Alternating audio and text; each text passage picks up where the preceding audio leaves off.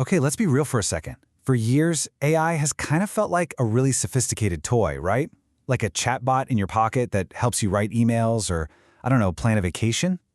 But if you look at the data coming out of June 2026, that entire landscape just violently shifted. We're talking about the biggest AI giants completely pivoting away from everyday consumer apps and literally diving headfirst into national security, biodefense, and critical infrastructure. So in today's explainer, we are mapping out this brand new AI arms race. We're going to use the latest source material to show you exactly what's happening behind closed doors.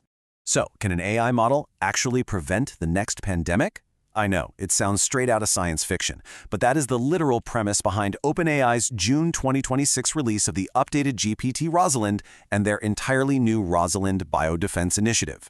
We aren't just talking about a model that can, ace a biology test. We're looking at a system engineered from the ground up to fundamentally alter how we approach global biosecurity.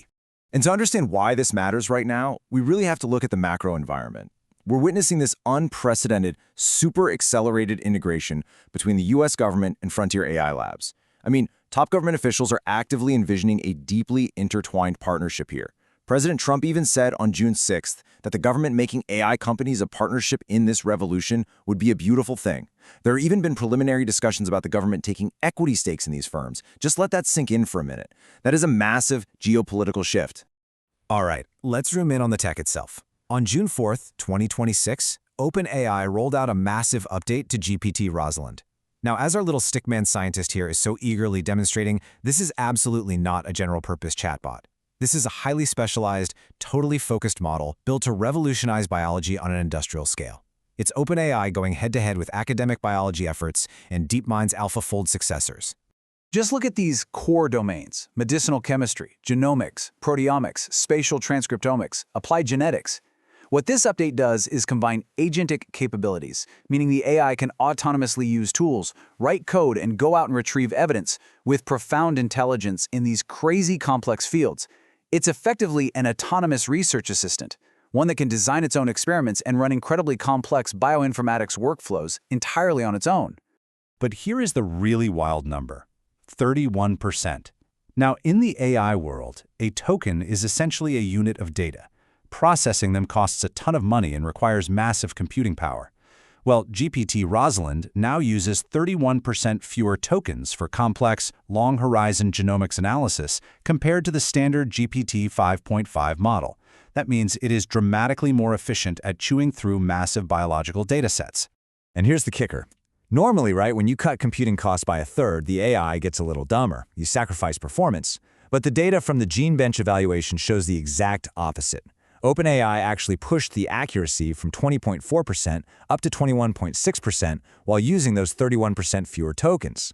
So they've basically made the model significantly smarter and way cheaper to run at the exact same time. It's a huge flex. And it goes way beyond just digital data.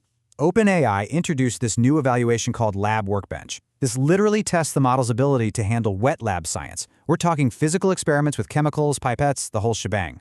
Our little stickman holding a test tube isn't just a fun graphic. It represents AI reaching out into the real world to troubleshoot and optimize actual physical science.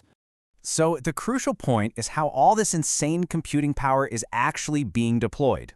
And that brings us to the Rosalind Biodefense Initiative, which launched just a few days prior. This is where the bleeding-edge tech directly meets national security. Basically, this initiative takes the incredible GPT-Rosalind model and puts it behind a very secure gate. It expands trusted access specifically for vetted developers and U.S. government partners. The stakes here are just monumental. We're talking pandemic preparedness, identifying severe biosecurity threats before they even materialize, and super high-level public health research. It is an enterprise sales channel tailor-made for the most lockdown, high-stakes government procurement out there. But to really grasp what's going on, we have to talk about the intense corporate rivalry driving these specialized models. Because OpenAI is not operating in a vacuum here. They are locked in this high-stakes chess match with Anthropic, and both of them are moving incredibly fast to basically carve up the critical infrastructure of the United States. The contrast between these two giants is pretty stark. While OpenAI is targeting biological threats with Rosalind biodefense, Anthropic launched Project Glasswing, which focuses squarely on cybersecurity infrastructure. In just its first month, Anthropic deployed to 150 organizations globally, and their Claude Mythos AI found over 10,000 high-severity software vulnerabilities in critical physical infrastructure, like actual water systems and power grids. So one is guarding our biology, and the other is guarding our physical grids. And the pacing? It is just relentless. Look at this timeline. In just 4 days, OpenAI unleashed a massive wave of specialized deployments. June 1st, they launched Rosalind biodefense. June 3rd, they expand Codex to non-coding business users like lawyers. June 4th, they dropped the huge GPT-Rosalind update. This is a highly coordinated, aggressive push to embed AI into absolutely every single facet of enterprise and government. But here's the billion-dollar question. How do you actually sell an autonomous AI to the Pentagon or, a Fortune 500 company? You definitely can't have an AI reading highly classified files and then accidentally hallucinating that data onto the public internet. Enter ChatGPT lockdown mode. Like our stickman IT admin here happily clamping a giant digital padlock onto the server, this is a brilliant retention play. Before this, corporate IT admins were absolutely terrified of AI agents roaming their networks. They were often blocking ChatGPT entirely. Well, lockdown mode solves this by letting those admins put a hard leash on the AI's capabilities. With lockdown mode, admins can just flip a switch to disable live web browsing, turn off the deep research and agent modes, and block file downloads or web-derived images. Just like that, OpenAI converts ChatGPT from a blocked security threat into a totally governable, safe enterprise tool. Now, a defense contractor can draft highly confidential documents without sweating over a potential data leak. Let's zoom out one final time to look at the massive financial and geopolitical realities looming over all these technical leaps.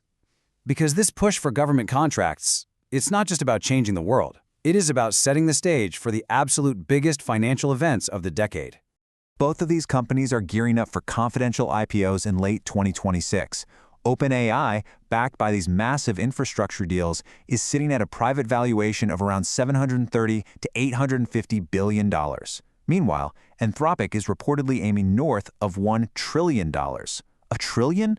To justify that kind of price tag to Wall Street, capturing these massive federal defense and infrastructure contracts isn't just a nice-to-have goal, it is completely mandatory.